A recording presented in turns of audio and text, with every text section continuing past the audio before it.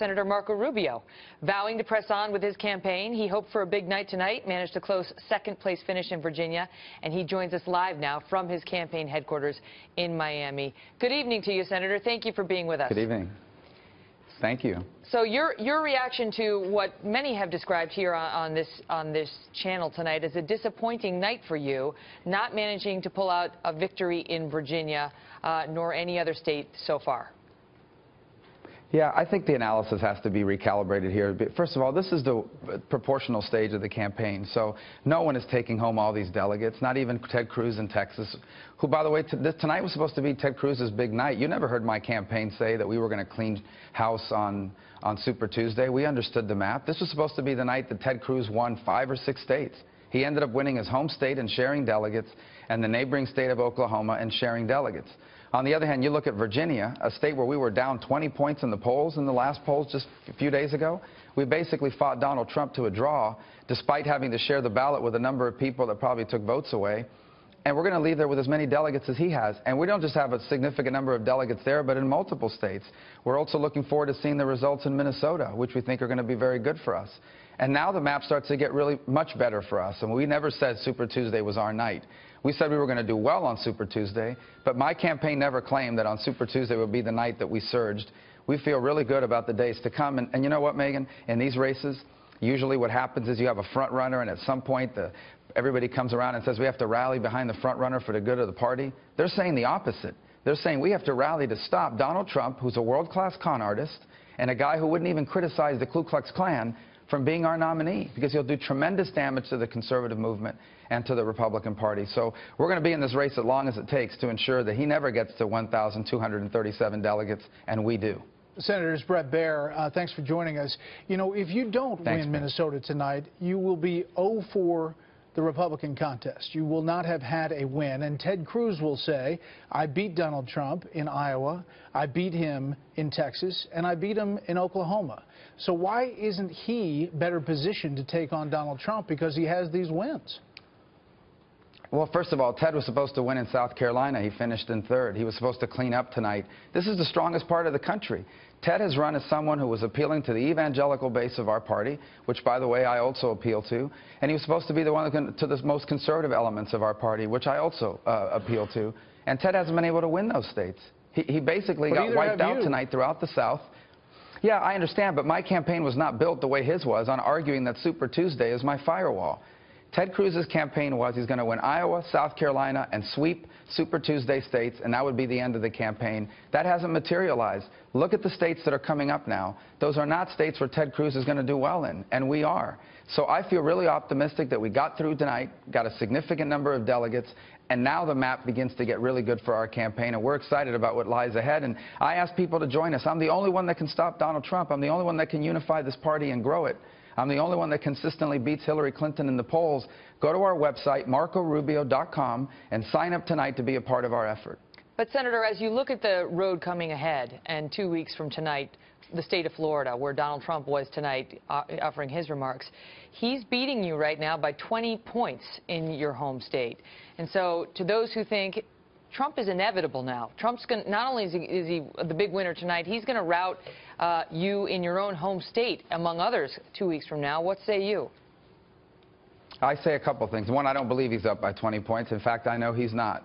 Second, I would say to you, he was up by 25 points in Virginia, and in just 5 days of pointing out to people that he's a con artist, he went from 20 points up to barely beating me in a state where if I didn't have to share the ballot with 2 or 3 other people, I would have won. And so now I look forward to that battle in Florida. We know how to win here. We have a great team here.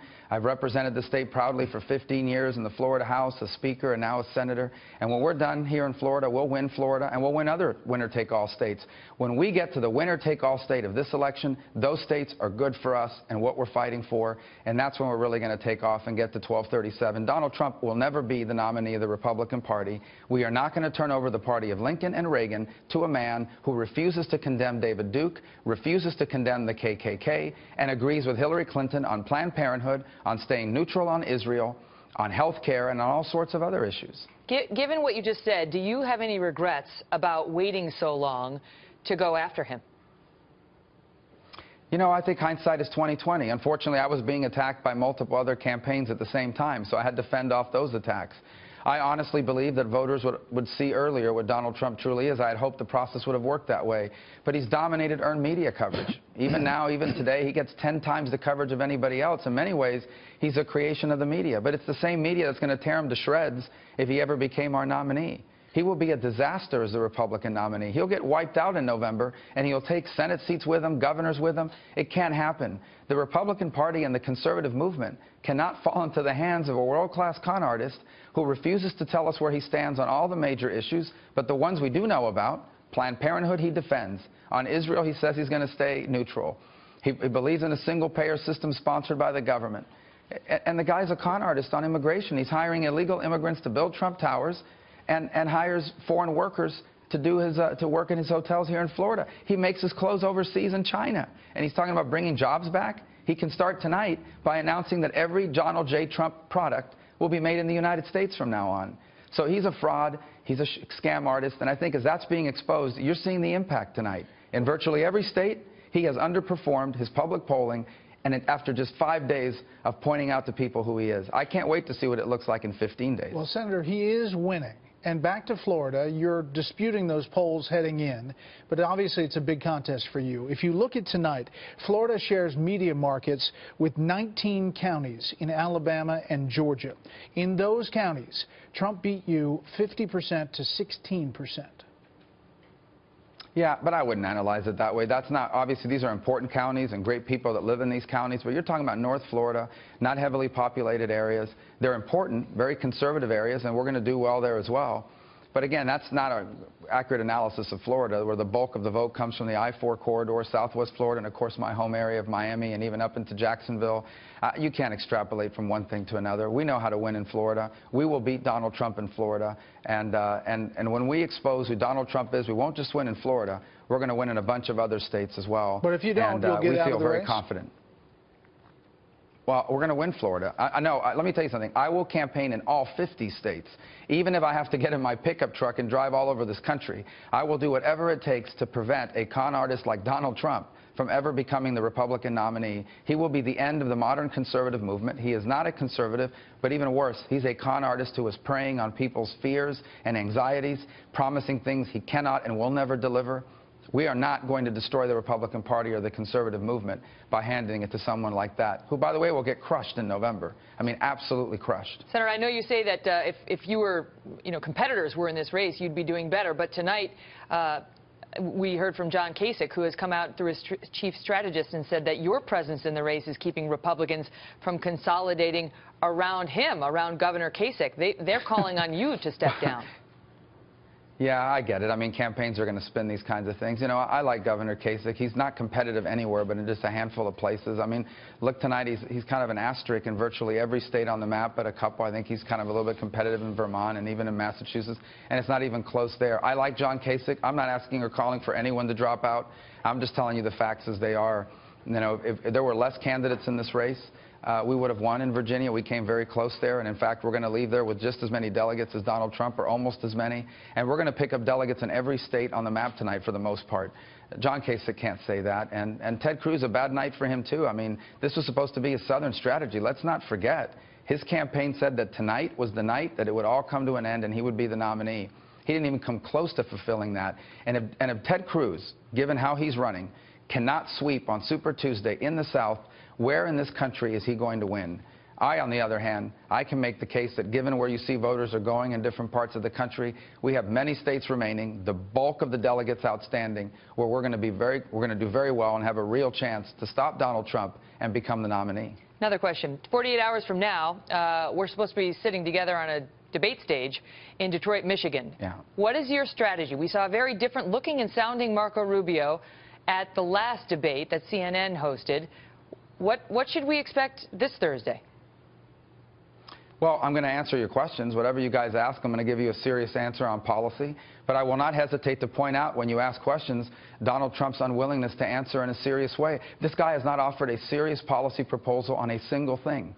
And to the extent he has told us that he vehemently supports Planned Parenthood, that he will be neutral on the issue of Israel versus the Palestinians. He has told us that he supports government-sponsored health care for everyone. I mean, this is going to be the Republican nominee we are going to turn over the Republican Party and the conservative movement to someone who shares views like these with Hillary Clinton, it's a disaster.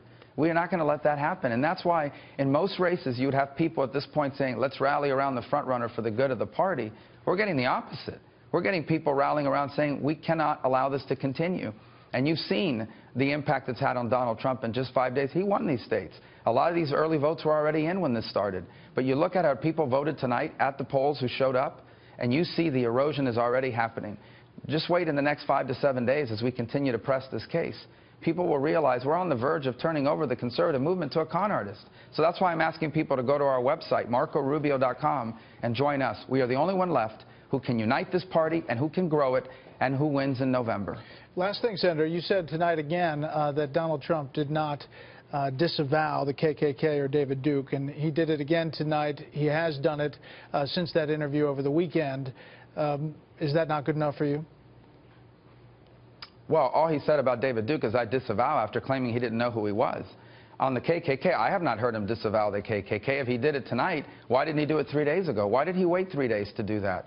I can tell you, if you ask me about the Ku Klux Klan, I will immediately disavow him. And I promise you, if he's our nominee, which he won't be, the Democrats will batter him badly over that issue. He will cost us not just the presidency, he will cost us Senate seats, he will cost us House seats, he will cost us governor seats. He will be a disastrous nominee. People know this. And there is no way we're turning over the Republican Party and the conservative movement to a con artist who's lying to the American people about what he stands for and what he'll do. You know, he did an interview with the New York Times on immigration, which apparently he said something very different from what he says publicly. And they can't reveal what he said because it was off the record. Why doesn't he give the New York Times permission to reveal that interview so we can see exactly what he said? These are things that are very concerning, and I think people are starting to wake up to it. Senator Marco Rubio, great to see you. Thanks for being here.